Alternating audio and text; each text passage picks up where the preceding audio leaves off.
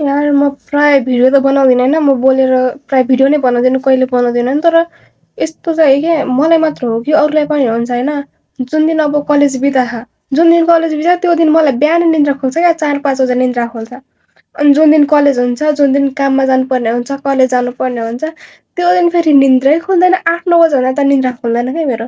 अब यस्तो मलाई मात्र हुन्छ कि अरूलाई पनि हुन्छ? दिमाग खराब। झन् भोलि सोमबार होइन, अब हाम्रो त अब 2 दिन छुट्टी हुन्छ, शनिबार र आइतबार। सोमबार कलेज जानुको पीडा होइन, के भन्नु म। यस्तो अल्छी लाग्दैन कलेज जान।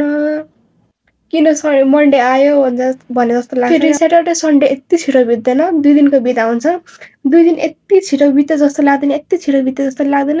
केही गरे हुँदैन, केही गरेकै हुँदैन, कामै गरेको हुँदैन। तर 12-1-2 बजिसक्यो हुन्छ है, कति चाँडो दिन बित्छ होला, कति चाँडो। फेरि कलेजमा भएको बेला त्यही टाइम बित्दैन। घडी हेर्छु 1 मिनट पनि बित्दैन, 1 घन्टा जस्तो लाग्छ क्या मलाई त। अब यस्तो मलाई मात्र हो कि अरूलाई पनि हो त्यो थाहा भएन, त्यो कमेन्ट गर्नु ल सबैजना।